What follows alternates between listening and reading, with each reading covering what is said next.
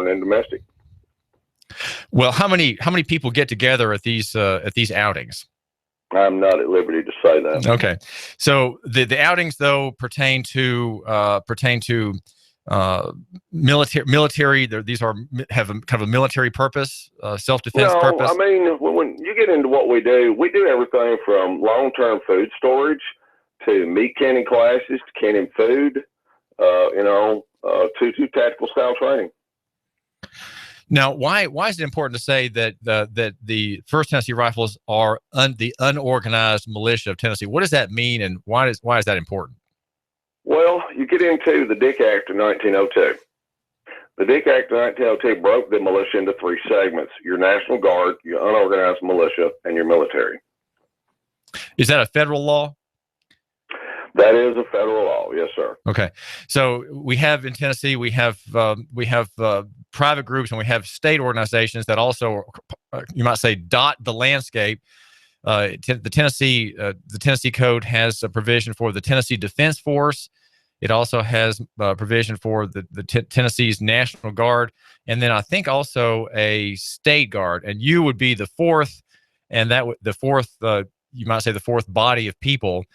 And you are private citizens, you're not connected with the state in any way directly, J.C. Knott. That is correct, yeah. And like I say, when you get into it, there's a rich history of private militias that helped fight in your Civil War and your Revolutionary Wars. Well, what did they do? Well, you take John Sevier. He led a lot of private militias at the Battle of Kings Mountain, which was the turning point of the Revolutionary War. If we hadn't won that battle, we wouldn't have won our independence from Britain. So, that was what made up the majority of your fighting forces back then, even at the beginning of the onset of the Civil War.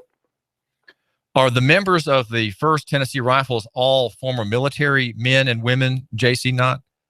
No, we're not, but there's a rich mix of the two.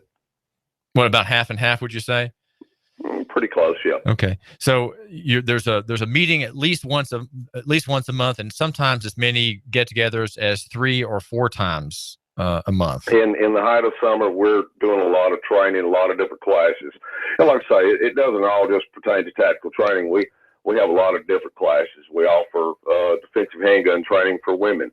We offer, long-term food storage classes, how to find buckets, how to put food in Mylar bags and seal them.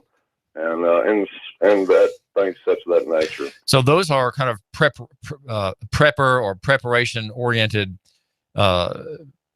classes or events. That is correct, yes, sir. And we do communications, we do medical. So I mean, there's a lot that we do. It's just not all about guns and gear. People want to think that a militia is just about guys running through the woods doing things, maybe whatever foolishness that comes to people's minds, but it's far more greater than that if it's, organized to the right level. There's an important legal historian and writer named Edwin Vieira who has written at least 2 books on the question of the militia. And if my listener goes to Nooganomics.com, he can see photographs of 2 of these covers. One of them is for a rather expensive book. It's printed on CDs only, it's not in print version. It's called The Sword and Sovereignty About the Militia History. It's a lengthy legal analysis of the history. And Edwin Vieira, J.C. Knott, says that to conceive of the right to bear arms as purely a personal right is misguided because it leaves open the American people to tyranny. The right to bear arms is, he says, in the context of the militia. The militia is the organized county or the state where people, they're not defending their liberties individually, but in groups, which would be the militia. Right. Well, when you get into the Second Amendment, a lot of people think the Second Amendment is for us the right to keep and bear arms. It is meant by our forefathers, the framers of the Constitution, as a safety check valve against out of control tyrannical government. It is for you to keep a military-style weapon, the best that you can afford, and be prepared at a moment's notice to come together, as our forefathers once did, to stand in the line to stop things from going on. Well, what does the Second Amendment say, particularly about the militia? Well, a militia is necessary to the guarantee of a free state. That's the most important part of the Second Amendment, not really the right to keep and bear arms. It's the necessary for a free state. So that's what you really got to look at. So it is your duty to have a military style weapon. It is your duty to train some, or at least take some classes and be familiar with it. Guns are tools. I take a skill saw. If I don't know how to use it, I'll cut my fingers off. It's the same way with a gun. Okay. It's just a tool. So we got to learn how to use these things. So the context for the exercise of the right to bear arms is not individuals. Edwin Vieira says it is in the context of a group, and that would be in every local economy has, in this conception, has a duty to own weapons, to know how to perform them, and people who, as he writes about in the 1600s in the American colonies, if you didn't want to take part in the militia, or if you were your widow, if you were dead, your widow had to pay a tax to support the militia, or to pay a neighbor to take her dead husband's part. It was so strict that that no one could escape the militia obligation. It was an obligation. It was like the draft, except its performance was local. It was locally, like the army in local economy. Every local economy had its own little army, and no one could escape the musters as part of that process in the 1600s and 1700s in the American colonies. So there was that is true. Yeah. I'm very familiar with Mr. Vieira. Yeah, it's I've not read the book, but I've read a couple of extended interviews with him on this point. So but all right. So your operation of the First Tennessee Rifles, J.C. Knott, is under the Constitution as private individuals, and you're acting privately and in concert for the defense of public safety. Is that a fair assessment of your goals? Yes, sir. That is correct. Well, what kind of criticisms or misunderstandings do you sometimes have to deal with as a member of the private militia? The liberal media would like to say that we're here to maim, pillage, and destroy things. You get into the SPLC and the ADL, which are nothing but communistic extensions of the government. Well, that's the Southern Poverty Law Center. They think that we're going to blow something up, or we're going to shoot the wrong people. We have a golden rule. Our golden rule states that we do not allow anyone to talk about making weapons full auto illegally. We do not allow anyone to talk about making illegal explosives, nor the illegal intent to harm anyone. Okay? We don't get together to do that anyways. We get together to try to, 1, protect ourselves, 2, protect our neighbors, 3, protect our community, and if the day would arise that we could pass on the knowledge that our membership basis has, we could help protect our state. Okay? How important is it for in groups such an event? J.C. Knott of the First Tennessee Rifles, how important is it for groups like yours to have a good and working relationship with the local sheriff? And do you have such? Yes, we've reached out to different groups everywhere. We have a good understanding with some of our local senators. All right, May Beavers, Susan Lynn, Terry Lynn Weaver, quite a few. Well, we've reached out to those. They know we're here. They know we exist. And but we don't. We're not foolish in nature, And then again, you get into a lot of these militias that have made the news. You always find some type of confidential informant that was at the bottom of all that, not the actual members themselves. But they shouldn't have allowed that type of talk to have started to begin with. Well, to back up to my question was, what county is Carthage, Tennessee in?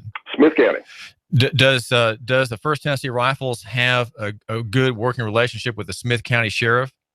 We have a liaison amongst our group, yes. Okay, so there's not hostility by the local sheriff. Oh no, against no. Okay. Plus, if the sheriff knows he is the highest constitutional law of the land, he can take and throw the feds out at the border. Okay, but they don't instill, educate, and teach these sheriffs that because they don't want them to know that they're the highest elected constitutional party in the land. So sheriff, it seems if the sheriff needed to call on us, he could call on us whenever he needed to. And the reason that he won't, and that sheriffs will probably tend to keep compromising the rights of local people is because they've made compacts, agreements, and contracts with the national power, the federal government, and they don't have a loco-centric perspective. They really have a national perspective, a pro federal government perspective, just by affiliation, long working with the feds on various projects and task forces, and so they're not really loco-centric anymore, which you're trying to be. Is that right? That's right.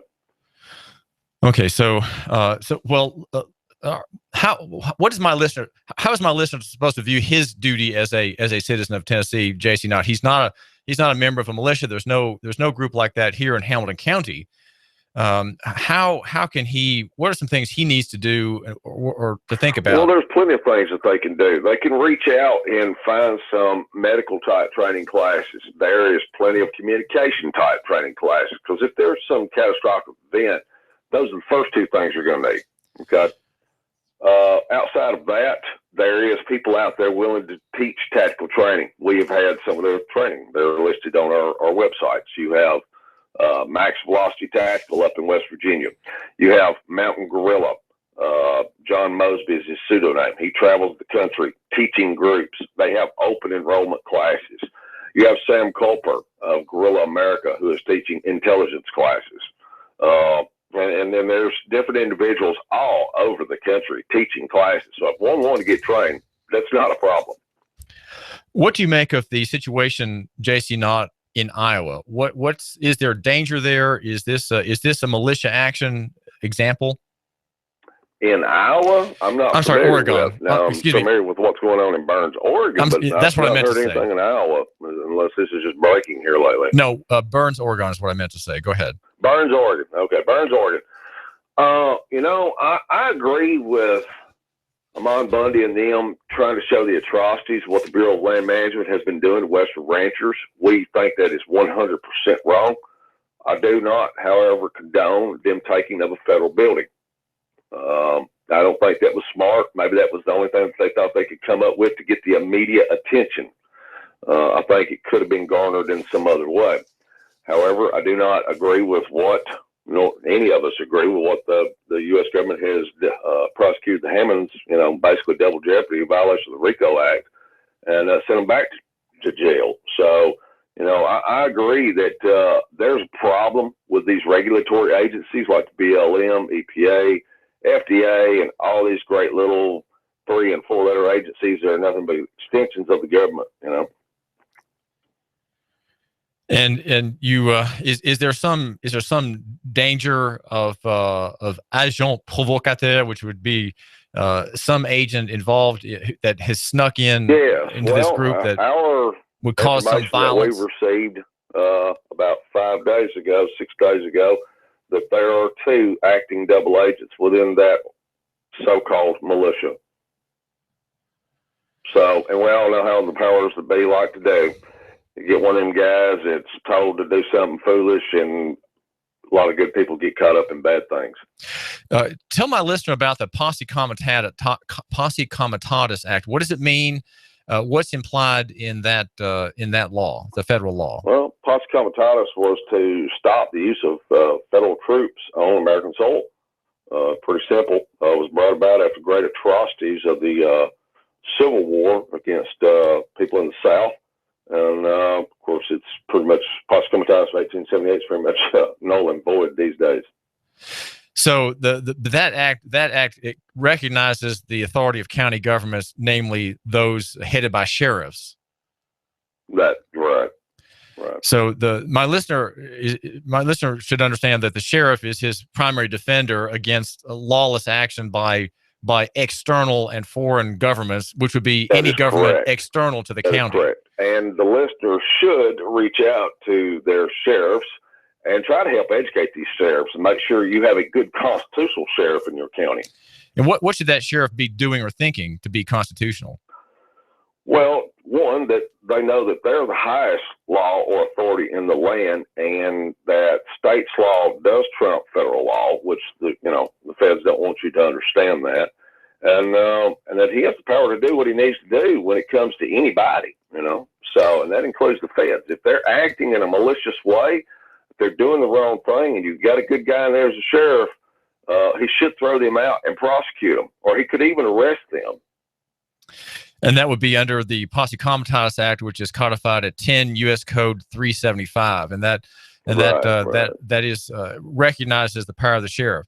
Well, that's correct. Well, Go ahead. I don't know if your listener base is familiar with it, but there's Sheriff Richard Mack has toured the countryside for many years at this point in time. He was a good constitutional sheriff. The guy's worth looking into and reading a lot of his material. But Sheriff Richard Mack, he's a good guy. You on your website, which is firsttennesseerifles.net. That's 1STTN Rifles.net. On your website, J.C. Knott of the First Tennessee Rifles, you have several outbound links that bring up lawless and violent and sort of state-sponsored terrorist activities and plans that were at least contemplated at some point by the federal government. Say something about those. These are called false flag operations, and they are designed to do what? Well, they're designed to divide and conquer, to keep you from being a critical thinker. Get into, everybody thinks Reagan was a great president, but he allowed some things that went off under his tenure, and that was Readiness Exercise 1984, or REX, REX 84.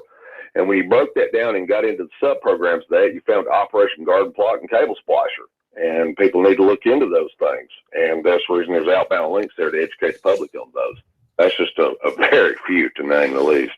Right. There's a Wikipedia page that has probably 45 various plots, you might say, or combinations in the federal power that were spying on people illegally or seeking to provoke damage or actions that would allow kind of military or paramilitary seizures of constitutional rights, and also that Wikipedia page has details about biological tests on unwilling human subjects and unknowing human subjects. Many of them, including the St. Louis slum project, which poured radioactive gases upon poor people for several years. How about Project Big City that the CIA used, specially made briefcases, and a 1954 Mercury that released the whooping cough into the New York subways, on the sidewalks of Miami, and in several major cities, in which many children back then, I think the number was like 27 that I recall, died. And, they have been practicing on us for a long time. So and a lot of people don't want to accept that, the people running your government are betraying you. But wake up. You're under a communist takeover, please. Okay, this is David Tulis. We're talking with J.C. Knott. And J.C., thanks for joining my listener and me here at AM 1240 Hot News Talk Radio in Chattanooga. No problem. God bless you. J.C. Knott runs the First Tennessee Rifles, which is part of the unorganized militia in Tennessee. It's not part of any state function or any county function.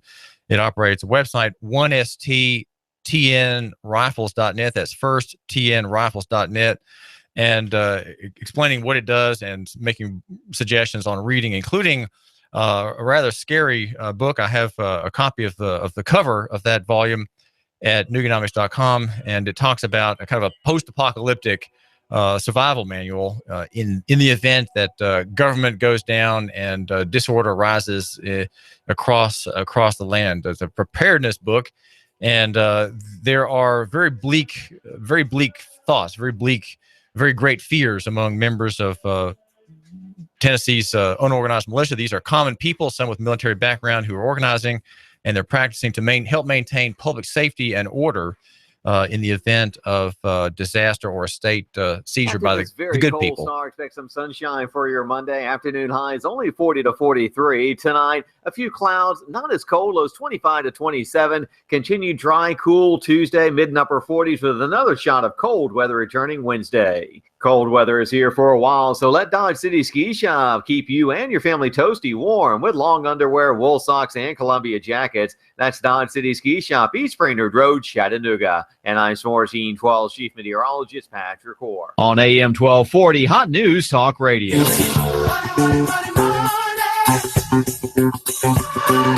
On your signature, you can get $150,000. Can you believe that? $150,000 on your signature. Hi, I'm Bruce Krebs with the Entrepreneur Source. There's a program right now that you can get $150,000 on your signature with no pledge of collateral or personal guarantee. Call me at 423-875-5621 to learn more. 423-875-5621. You've been thinking about starting a business and becoming self-sufficient. Don't do it on your own. I have a proven track record for the last 13 years. 96 96% success rate. I can guide you into a franchise where you will pay yourself through the startup phase with very low or little risk. Call me now. I'm Bruce Krebs at 423-875-5621. 875-5621. And make sure to listen to the Entrepreneur Hour every other Wednesday from 11 to 12 o'clock here at AM 1240 Hot News Talk Radio. Call me now, 875-5621.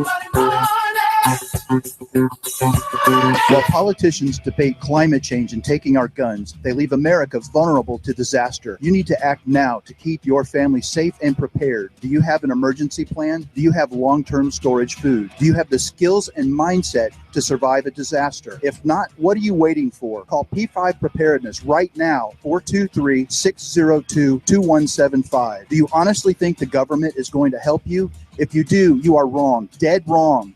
Don't get caught unprepared. Let the experts at P5 Preparedness get you ready for any emergency or disaster situation. Today, we offer a wide range of classes for the beginner on how to prepare, as well as the expert prepper. We stock a wide range of supplies, including long-term storage food, water filtration, outdoor gear, tactical gear, and plate carriers. P5 Preparedness, East Brainerd Road between I-75 and Gun Barrel Road. You will see the Army Deuce and a Half truck, 423-602-2175, 1309 Panorama Drive, Chattanooga, P5preparedness.com.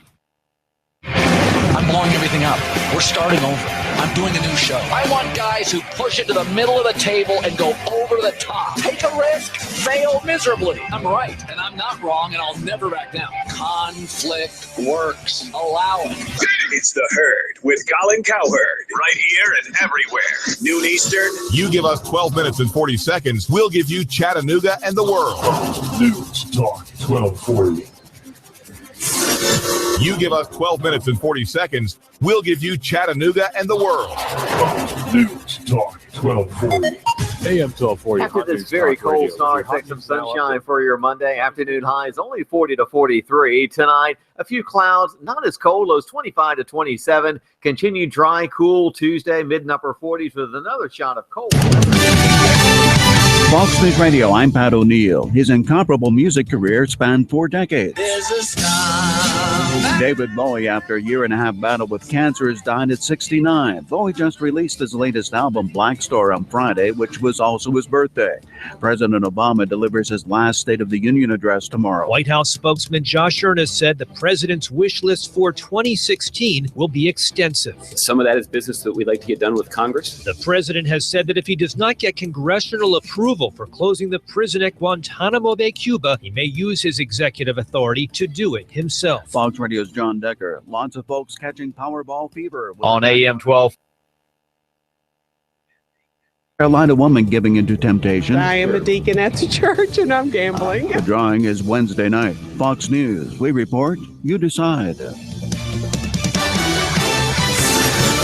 give us 12 minutes and 40 seconds, we'll give you Chattanooga and the world. News Talk 1240. AM 1240 Hot News Talk Radio with your Hot News Now update. County School Board Chairman Jonathan Welch on Sunday issued a statement apologizing for the board's handling of the Ooltewah rape case and vowed, "I will do better." He said the school board is taking steps to determine whether or not Superintendent Rick Smith responded and acted appropriately to this tragic event. Sevier County court documents are indicating that 2 16-year-olds may have held down the victim in the Ooltewah rape case, while a 17-year-old carried out the assault. A petition has also been started on change.org asking for the resignation of County School Superintendent Rick Smith and the Ooltewah High School coach Andre Montgomery. 2 teenagers have been bound over to the grand jury in a sex for drugs case that wound up with a 21-year-old Peyton Hogan being shot and killed. Also charged in the case is 19-year-old Quincy Goodine, who a witness says is the one who shot Hogan in the chest in the incident last November. If it's going on in the Tennessee Valley, it's going on Hot News Talk Radio. You give us 12 minutes and 40 seconds, we'll give you Chattanooga and the world. News Talk 1240. When the weather turns bad, turn to AM 1240 Hot News Talk Radio. On the net, hotnewstalkradio.com. Follow us on Twitter, YouTube, and Facebook. From the Hot News Talk Radio Weather Center. Chattanooga, we've got you covered. When the weather turns bad, the Tennessee Valley turns to Hot News Talk Radio. Go, go, go, go. After this very cold start, expect some sunshine for your Monday. Afternoon highs only 40 to 43. Tonight, a few clouds, not as cold, lows 25 to 27. Continued dry, cool Tuesday, mid and upper 40s with another shot of cold weather returning Wednesday. Cold weather is here for a while, so let Dodge City Ski Shop keep you and your family toasty warm with long underwear, wool socks, and Columbia jackets. That's Dodge City Ski Shop, East Brainerd Road, Chattanooga. And I'm Team 12 Chief Meteorologist Patrick Orr. On AM 1240, Hot News Talk Radio. Live from Chattanooga, Tennessee, it's Nooganomics with David Tulis.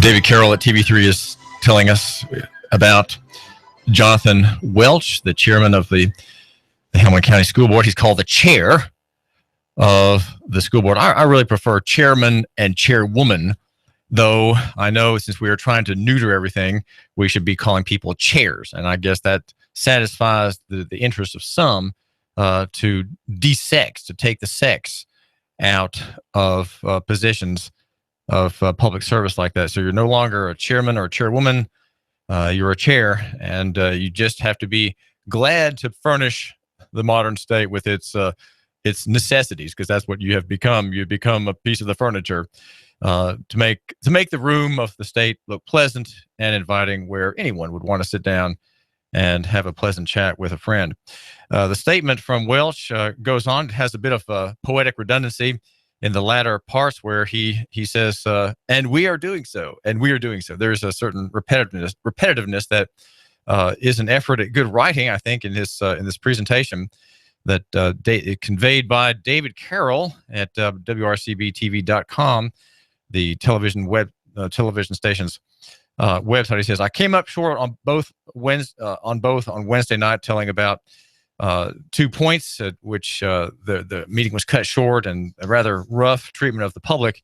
And so what has been offered in compensation to you, my listener, if you are a member of the public and care about the factory school system, have a stake in the factory school system, there'll be a couple of hearings, a couple of forums, one of which will follow a meeting January 14th, and a second forum where there'll be an open mic that will be January the 22nd.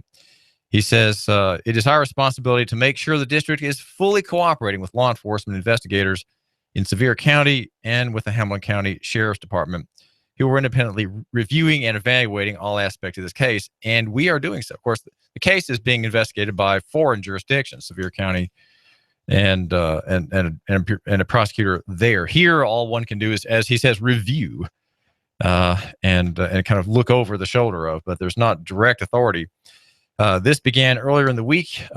Jonathan Welch says, when I reached out to our district attorney, that's Neil Pinkston, to ask if he could perform an investigation into this case, I was pleased to hear that he'd already begun conversations with the Sheriff's Department about doing just so. This is one way I hope to begin to restore confidence in our school system. There's a whole question about confidence and appearances, very important when you are in the public sector. The second session, the second forum is, as I mentioned, or as David Carroll mentions, I should say, is Thursday, the 21st of January, and that will follow the regular meeting. He says, I cannot take back any of the mistakes made in trying to protect the integrity of the independent investigations and the rights and privacy of those involved. But we can work to do better in sharing what we are doing and to listen even more carefully to parents, educators, and taxpayers in our community. And then he has the needless phrase at the end, as we move forward. Phrases like that are very perfunctory, and they don't add anything to the text. Well, this is David Tulis. We're brought to you by Trade Bank of Chattanooga at 877-2202. Trade Bank of Chattanooga, where we trade in Trade Bank dollars by debit card and save dollars and traffic and trade and do commerce in Trade Bank dollars, often at wholesale, right? Often at wholesale. The number again is 877-2202. Ask for Jürgen Mutz, the German with the southern twang, and he'll tell you about advantages to you. And also, if you make that call on your cell phone and then you find after the call is over that you've got a problem with your phone, go to Cell Surgeon. He will help you make the next call. Cell Surgeon, getting your phone back into service. And Cell Surgeon is next to Old Chicago's Pizza at Northgate Mall. And the number is 668-0100, 668-0100. And tell Adam Disbrow or Anthony, his man with the screwdriver there and the little magnifying glass, that you are sent there by Hot News Talk Radio. Say that you are the Hot News Talk Radio listener, and that matters to him. It matters to me, and it would be a grace to me for you to do so. There's a story on the Blaze about suicide attacks last year, 2015, and it asked kind of an obvious question. There were 452 of them, and how many were done by faithful Muslims? And the number is 450. One attack not counted in that number was carried out by the Kurdish underground. And the last one, was by a woman supporter of a leftist group in Turkey, according to the Blaze.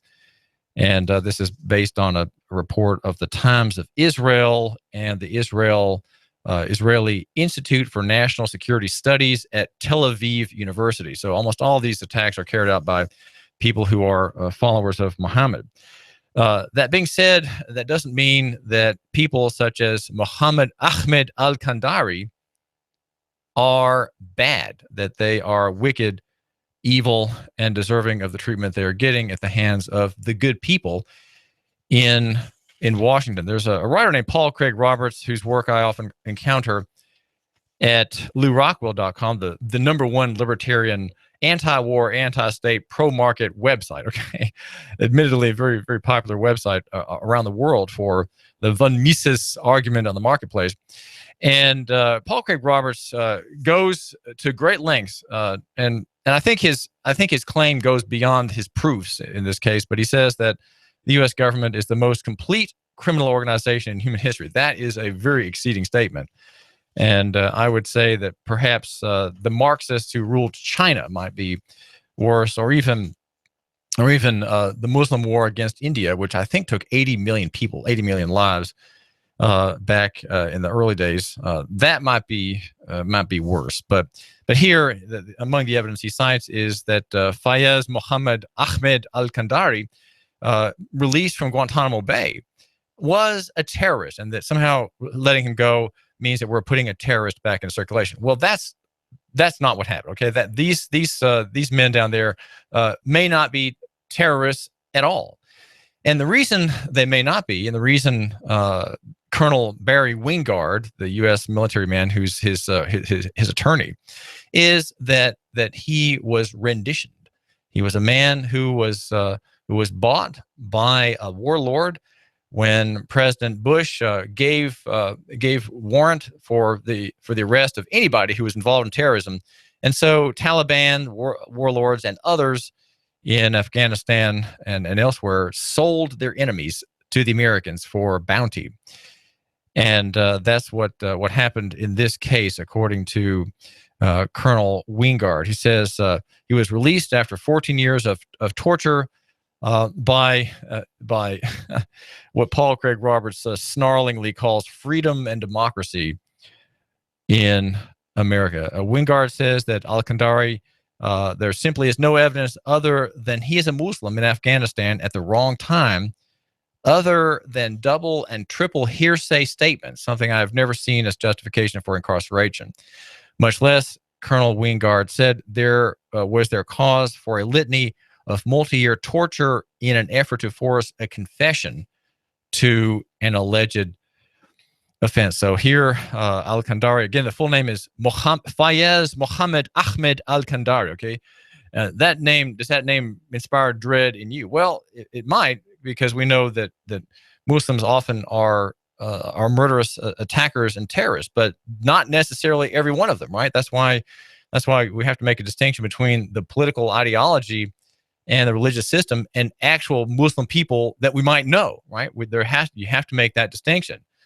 And I would say that you, my listener, need to count on the work of Christian people whom you know to make the relationship with people who are practicing Muslims, to show that there is a way to God. There is a gracious and merciful God who exists, and it's not Allah nor his prophet Muhammad, who was a terrific pragmatist, sexually very, very randy, and a man who had sex slaves and who beheaded people and who slaughtered Jews and many other things that are being held up, of course, as examples. The life of Muhammad in the Sirah, one of the three pillars of Islam, is held as a model. He's held as a model. And all that he did is copied by the faithful members of ISIS and other groups around the world who are trying to reconstitute the caliphate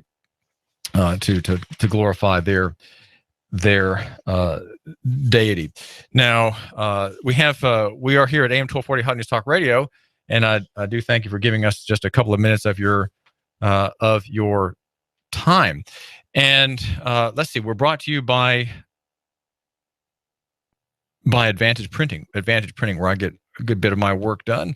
I go way out of my way to Advantage Printing. I'm here in Hickson and in Saudi Daisy, but there I go to Brainerd Road near the Food City, where the bright blue awnings of Advantage are to be seen, and under which you should make your entry into the front desk area to place your order and to remit your work for copies.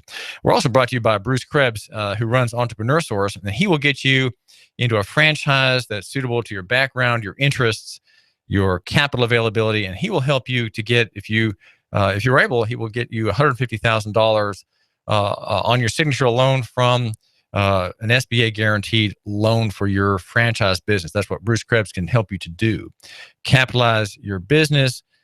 He is at Entrepreneur Source. That's his brand, and he is a consultant, kind of a headhunter. He will help find for a franchisor you, my listener, as a possible franchisee. So call him today. Get an appointment with Bruce Krebs. Bruce Krebs, you do need a plan B, and he can help you with that. 875-5621, 875-5621, and mention that you have heard my show, David Tulis.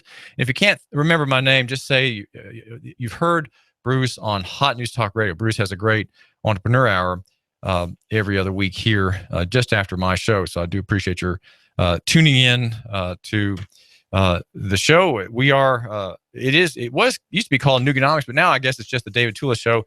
But it is Nooganomics, where I'm the editor, formerly with Newsprint Inc. on his hands. The story that has really drawn my attention again is a series of articles in a very fine publication called Faith for All of Life. It's published by the Chalcedon Foundation in Velicito, California. It's a monthly periodical favoring Christian rebuilding of life and culture. And the story is by the editor, Martin Subreed, is about a doctor, Dr. Punyamuturla Kishore, who is an Indian in Massachusetts. He ran clinics that got people off of dope addictions, 52 of them, and he served 250,000 people before, in a fit of rage, the state government shut down his business and accused him of financial crimes. He is currently in prison. He was arrested in 2011. Dr. Kishore had a 37% success rate compared to the 2 to 5% success rate under the state's program of methadone and Suboxone prescriptions, which is a kind of a death dealing combination that has kept many people in the drug fix, needing drug treatment. But there is, as Martin Subreed explains, and I will be publishing his latest installment at Nooganomics.com, there is a war against the free market of medicine by the state. It's not here in Chattanooga, but and in Tennessee, but we have to understand that the state is the enemy of success. And if something is working, the state will step in at some point and provide a connection with itself. And there is a law of politics that might be good to remember for the sake of local economy and the free markets, and that is that whatever government touches it ruins. And there is exactly this happening in Massachusetts. And in fact, there's a wild drug addiction program that is intended to make people drug addicts. And I'm not talking here about public school, right? Public school is its own separate story, which we have gigantic populations made dependent upon medication by school systems and universities and colleges. And it's a story of Narcan, a nasal spray administered when someone is suffering from an overdose. It pulls them back from the edge of death. And Cellbreed says that this is one more example of bureaucratic usurpation. In Massachusetts, there was a bill signed in 2011 by Dr. Alexander Wally, a standing order prescription for Massachusetts that expired 2012, and yet is still being referenced as the basis by which anybody can get Narcan or naloxone, no questions asked. Rhode Island has a similar blanket prescription signed by Dr. Josiah Rich on the dubious principle that no emergency should ever go to waste. The doctrine of informed consent for entire states has been abolished with the stroke of a pen.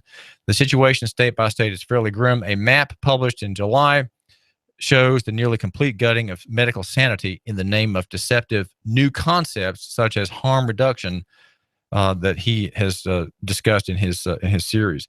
There is a restructuring of the wall between medicine and the state. Narcan is being distributed statewide on an expired prescription to lay people. Sober house owners can order urine tests without a doctor's orders, and the Department of Public Health blithely approves laws without legal review. Some states now let pharmacists prescribe birth control with no doctor in sight. Why are we seeing these obvious erosions of the integrity of the medical enterprise? The primary bulwark is the century-old Flexner Report, which was for decades the standard for the training of doctors, and it has been largely overlooked. But consistent statism holds to the idea that standards must be state-generated, not left to the professions to establish on their own. Instead of a profession controlling its own members, the state takes the reins of control out of the profession's hands.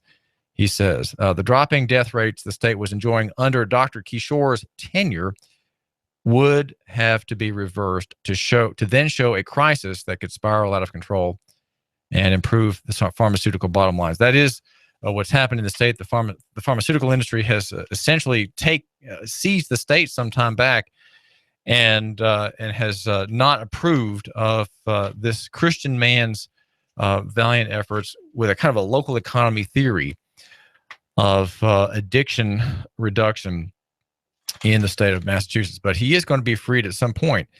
And Governor Charlie Baker, the U.S. drug czar Mike Botticelli, who have been involved in his persecution, claim, of course, that they want solutions to the drug crisis, but they don't really want them. They don't really want there to be an end to it because it is extraordinarily profitable.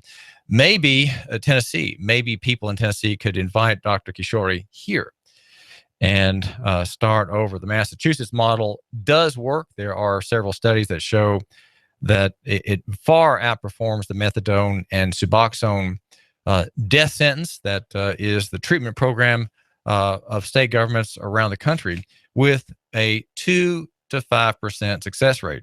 Dr. Kishore had a 37% success rate using a much more organic and holistic and favorable theory. But the state can't have private parties showing it better.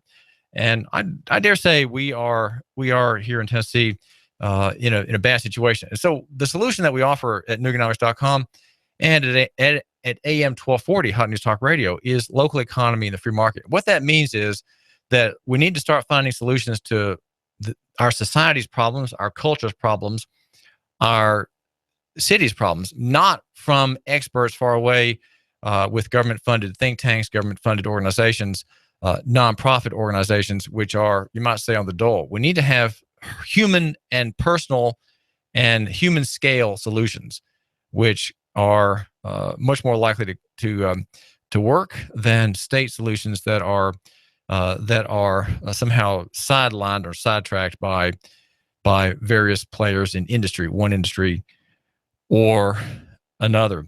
I'm very confident about the future. I think that on the other side of the crisis, people will be so fed up with state solutions and state answers that there will be hopefully a long-term corporate and cultural revulsion against what we now have today and we assume is normal. We assume everything about state control, state management, state oversight, state regulation is for the better, and that without it, predators in the marketplace will reign. There'll be losses, torts, wrongs, evils committed by the marketplace left and right.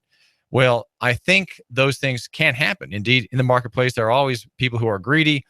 There are always people who don't honor their contracts, who try to get away with things, but there is always the court, right? In court, if there is an injury in commerce, it's handled there, right? If someone makes a car part with that doesn't work and you have an accident, that party is handled in the court after the fact, not before the fact. But because we don't trust courts, I guess we have to have instead of regulatory states with their myriad reaching out, their myriad agencies reaching out into the marketplace and controlling people and controlling things ahead of time, right? To prevent bad things from happening, right? In the interest of public safety, public health, and public morals. Those are the three areas in which the police power can lawfully extend into the marketplace. But what we've ended up with is commercial government, and it's big. It doesn't work. We don't have a society, a culture of communities anymore, of neighborhoods. We have a culture of institutions. We are run by institutions. People don't know how to do anything anymore as families, it seems. As the church, right? These organs are vital for civilization to continue, and yet they are being undermined. Their oppression is being subsidized by business and by the state, and yet still, I can recognize that, and still I'm optimistic. How can that be? Well, I was at church yesterday. That's where I got some of my optimism. There is wrath in society, and wrath that's highly deserved. But on the other side of it, I think there can be reform, there can be, you might say, repentance, and there really can be rebuilding. You give us 12 minutes and 40 seconds, we'll give you Chattanooga and the world.